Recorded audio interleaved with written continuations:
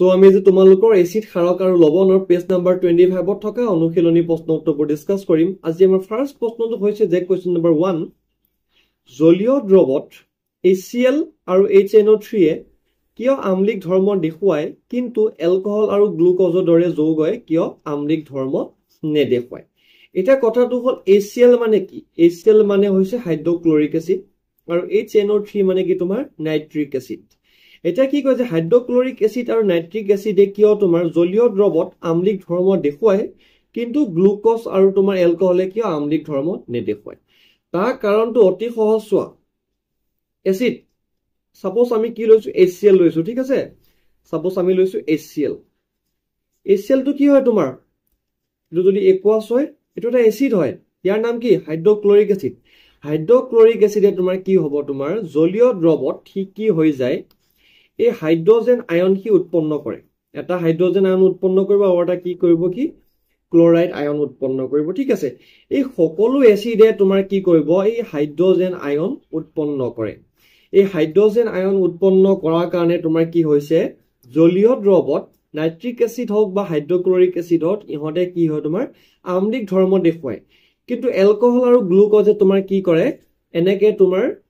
hydrogen আয়নটো উৎপন্ন নকৰে ঠিক আছে যদি তোমালোকে হাইড্ৰোজেন আয়ন পঢ়িছা লগতে আৰু এটা বস্তু পঢ়ি থোৱা যে এই হাইড্ৰোজেন আয়নটো তোমাৰ এনেকে এক্সিষ্ট নকৰে H+ এ কি কৰে H+ এ তোমাৰ ওয়াটাৰ মলিকুলস এটা লগত তোমাৰ ৰিঅ্যাকশন কৰি কি হৈ যায় তোমাৰ হাইড্ৰোনিয়াম আয়ন হৈ যায় ঠিক আছে মানে তুমি ক'ব পাৰা যে কি HCl এ ওয়াটাৰৰ লগত ৰিঅ্যাক্ট কৰিলে তোমাৰ কি হৈ যায় তোমাৰ H+ আৰু Cl- হৈ যায় এই H+ তো হাইড্ৰোজেন আয়নটো যেহেতু ৰিলিজ কৰে সেইকাৰণে তাক আমি কি ক'ব পাৰো আম্লিক ধৰ্ম দেখুৱায় এটা উত্তৰটো চোৱাচোন কি আছে উত্তৰত আছে তোমাৰ HCl HNO3 আদি এসিডবোৰৰ জলীয় দ্ৰৱত H+ আয়ন থাকে কিন্তু এলকহল আৰু গ্লুকোজৰ দ্ৰৱত কোনো H+ আয়ন নাথাকে সেইভাবে এসিড সমূহ তোমাৰ আম্লিক ধৰ্ম দেখুৱায় কিন্তু এলকহল গ্লুকোজ আদিৰ জলীয় দ্ৰব্যই আম্লিক ধৰ্ম নেদেখুৱায় বুজি পাইছা নহয় তোমাৰ এইটোৱে বস্তু তাৰ পিছৰ কোৱেশ্চনটো চোৱা এসিড এটাৰ জলীয় দ্ৰব্যই কিয় বিদ্যুৎ পৰিবহন কৰে এসিড এটাৰ জলীয় দ্ৰব্যই কিয় তোমাৰ কি কৈছে বিদ্যুৎ পৰিবহন কৰে বুলি কৈছে এটা মই কি কৈছো এসিডে তোমাৰ জলীয় দ্ৰব্যত কি কৰে H+ আয়ন ৰিলিজ কৰে হয়নে হাইড্ৰোজেন আয়ন ৰিলিজ কৰে বা তোমাৰ কি কৰে হাইড্ৰোনিয়াম আয়ন ৰিলিজ কৰে HCO+ এই হাইড্ৰোনিয়াম আয়ন বা হাইড্ৰোজেন আয়ন যে উৎপন্ন কৰে সেই কাৰণে কি কৰে তোমাৰ বিদ্যুৎ পৰিবহন কৰে উত্তৰ চত কি লিখা আছে যেতিয়া পানীত এসিড মিশ্ৰিত কৰা হয় তেতিয়া দ্ৰৱটো আয়নিত হয় আৰু এই মুক্ত আয়ন থকাৰ বাবে প্ৰবণৰ মাজেৰে তোমাৰ বিদ্যুৎ প্ৰবাহিত হয় ঠিক আছে ওকে কোৱেশ্চন নম্বৰ 3 টো চোৱা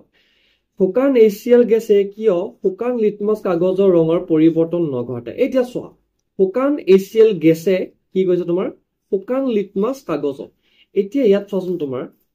কি হৈছে গেছটো শুকান হৈ আছে আৰু তোমাৰ কি লিটমাছ পেপাৰখনো শুকান হৈ আছে ইয়াৰ কোনো তোমাৰ কি পানী নাথাকে H2O কোনো নাথাকে হয়নে গেছতো H2O নাথাকে আৰু তোমাৰ ক'ত নাথাকে তোমাৰ শুকান লিটমাছ পেপাৰখনটো H2O নাথাকে যেহেতু পানী নাথাকে গতিকে তোমাৰ কি কৰিব নোৱাৰে এই HCl এ তোমাৰ তোমাৰ কি কৰিব পাৰে এই হাইড্ৰোনিয়াম আয়ন তোমাৰ উৎপন্ন কৰিব নোৱাৰে আৰু সেই কাৰণে কি হৈছে তোমাৰ কাগজখনৰ একো পৰিৱৰ্তন নঘটিয়ায় এসিডে তোমাৰ কি হ'ব লিটমাছ কাগজৰ পৰিৱৰ্তন ঘটাবলৈ হলে কি তোমাৰ এসিডিক ধৰ্মটো দেখাব লাগিব কিন্তু এসিডিক ধৰ্ম দেখাবলৈ তাত কি লাগিব H+ বা H3O+ আয়ন লাগিব কিন্তু H+ আৰু H3O+ আয়ন পাবলৈ তাক কি লাগিব ওয়াটাৰ লাগিব যেহেতু এসিডে পানী নাপায় পানী অবিহনে কি কৰিব নোৱাৰে হাইড্ৰোজেন আয়ন বা হাইড্ৰোনিয়াম আয়ন উৎপন্ন কৰিব নোৱাৰে ঠিক আছে সেই কাৰণে কি কৰে লিটমাছ পেপাৰখনৰ ৰংটো সলনি নকৰে উত্তৰত কি লিখিবা অকল জলীয় মাধ্যমত HCl এসিডে H+ আৰু Cl- আয়ন সৃষ্টি কৰিব পাৰে কিন্তু শুকান মাধ্যমত নোৱাৰে সেইভাবে শুকান মাধ্যমত তোমাৰ কি হ'ব HCl লিটমাছ কাগজৰ ৰঙৰ কোনো পৰিৱৰ্তন নঘটে ঠিক আছে শুকান মাধ্যমত হ'ব নোৱাৰে 4 নম্বৰ প্ৰশ্নটো চোৱা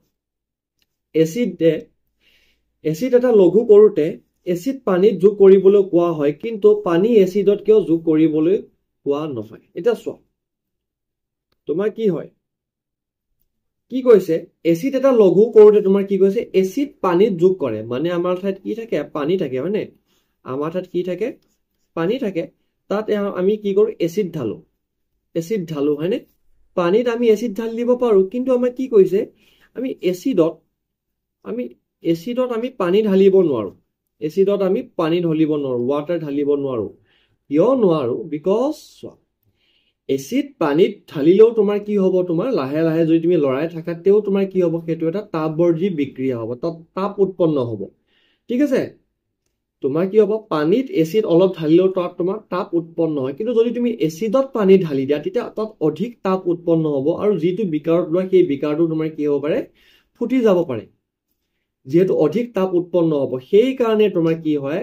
পানীত এচিড মিক্স কৰে তাকো তোমাৰ লাহে লাহে লৰাই পেলে মিক্স কৰে ঠিক আছে ডাইৰেক্ট তোমাৰ বাকি নিদিয়ে তোমালোকে প্ৰেক্টিকেল কৰোঁতে বহুত সাৱধান হ'বা তে উত্তৰটো কি আছে চোৱা উত্তৰ আছে যে তোমাৰ যেতিয়া এচিড আৰু পানী মিশ্ৰিত কৰা হয় তেতিয়া বিক্ৰিয়াটো অধিকভাৱে উত্তপ্ত হয় মই ক'লো আৰু ফলত বিস্ফোৰণৰ ঘটিব পাৰে সেইবাবে এচিডক পানীত লাহে লাহে যোগ কৰা হয় ঠিক আছে পানীত ঢালা হয় যাতে উৎপন্ন তাপখিনিয়ে শোষণ কৰিব পাৰে আৰু দুৰ্ঘটনা ঘটাৰ আশংকা কম থাকে পানীত এচিড ঢালিলে তোমাৰ কি হ'ব তোমাৰ দুৰ্ঘটনাৰ আশংকা কম থাকে কিন্তু পানী এচিডত যোগ কৰিলে অধিক উত্তাপ সৃষ্টি হ'ব পাৰে আৰু তোমাৰ কি হ'ব পাৰে বিস্ফোৰণ ঘটিব পাৰে আৰু গতিকে পানী এচিডত যোগ কৰা নহয় ঠিক আছে ওকে 5 নম্বৰ প্ৰশ্নটো চোৱা 5 নম্বৰ প্ৰশ্নটো আছে যে আমাৰ কি এচিডৰ দ্ৰৱ এটা লঘু কৰোতে হাইড্ৰনিয়াম আয়নৰ গ্ৰাহতা কিদৰে পৰিৱৰ্তন ঘটে চোৱা সাপোজ তুমি কমন সেন্স এটা লগোৱা যে ইয়াত তোমাৰ অলপমান কি আছিল এচিড আছিল এচিডটো তোমাৰ কি আছিল জলীয় দ্ৰৱত আছিল সো তাত কি হ'ব তোমাৰ কিছুমান H3O+ আয়ন থাকিব হয়নি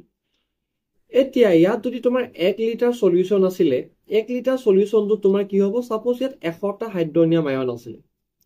1 লিটাৰত তোমাৰ কি হ'ব 100টা হাইড্ৰনিয়াম আয়ন সাপোজ আছিল এতিয়া তুমি কি হ'ব ইয়াত যদি আকৌ তুমি 1 লিটাৰ পানী এক্সট্ৰাকে ঢালি দিয়া তেতিয়া তোমাৰ আগৰ পৰা আছিল 1 লিটাৰ এতিয়া ঢালিলে 1 লিটাৰ টোটাল কি 2 লিটাৰ হ'বনে নহয় এতিয়া 2 লিটাৰ পানীত তোমাৰ কিমানটা থাকিব 100টা H3O+ আয়ন থাকিব এতিয়া তোমাৰ কি হ'ব আয়নৰ গ্ৰাহতাটো কমি যাব প্ৰথমতে 1 লিটাৰ পানীত 100টা H3O+ আয়ন আছিল হাইড্ৰনিয়াম আয়ন আছিল কিন্তু এতিয়া কি হ'ল তোমাৰ আৰু 1 লিটাৰ পানী এক্সট্ৰাকে ঢালি দিয়া কাৰণে কি হ'ল তোমাৰ 2 লিটাৰ পানীত এতিয়া তোমাৰ কি হ'ব 100টা হাইড্ৰনিয়াম আয়ন আছে তোমাৰ মতে কোনটো গ্ৰাহতা বেছি হ'ব 1 লিটাৰ পানীত 100টা হাইড্ৰনিয়াম আয়ন থাকাটো নে 2 লিটাৰ পানীত 100টা হাইড্ৰনিয়াম আয়ন থাকাটো বেছি তোমাৰ কি হ'ব গ্ৰাহতা হ'ব অফ কোৰ্স গ্ৰাহতাটো কমি যাব পানী ঢালিলে হয়নে আৰু লঘু কৰিবলৈ কি আমি পানী ঢালিব লগা হয় গতিকে চোৱা কি লিখিবা যেতিয়া এচিডৰ দ্ৰৱক পানী মিশ্ৰিত কৰি পাতল কৰা হয় তেতিয়া এচিডৰ পৰা H+ আয়ন বৰ্জিত হয় আৰু H2O আৰু H3O লগ লাগি আয়নৰ গঠন হয় ঠিক আছে কিন্তু মেইন কাৰণটো তোমাৰ এটো পানী ঢালা লগে লগে তোমাৰ কি হৈ যাব গ্ৰাহতা কমি যাব ঠিক আছে ওকে তাৰ পিছৰ প্ৰশ্নটো চোৱা কোৱেশ্চন নম্বৰ 6 তো তোমাক কৈছে যে সোডিয়াম হাইড্ৰক্সাইড দ্ৰৱ এটাত সোডিয়াম হাইড্ৰক্সাইডৰ ফৰ্মুলা জানা নহয় সোডিয়াম হাইড্ৰক্সাইডৰ ফৰ্মুলা হৈছে তোমাৰ এটো NaOH সোডিয়াম হাইড্ৰক্সাইডৰ দ্ৰৱ এটাত অধিক ক্ষাৰক দ্ৰৱীভূত কৰিলে হাইড্ৰজেন আয়নৰ গ্ৰাহতা কিদৰে পৰিৱৰ্তিত হ'ব চোৱা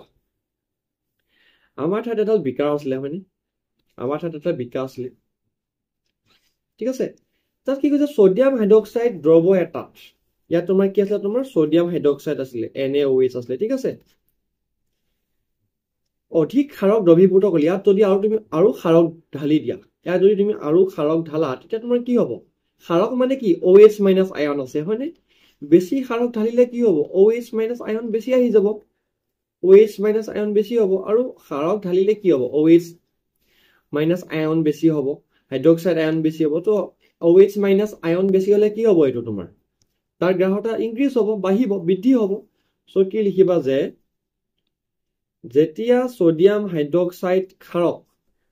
পানীৰ লগত দ্ৰৱীভূত কৰা হয় তেতিয়া একক আয়তনৰ OH- আয়নৰ বৃদ্ধি হয় ঠিক আছে সোডিয়াম হাইড্ৰক্সাইডৰ দ্ৰৱ এটাত যদি তুমি কি কৰা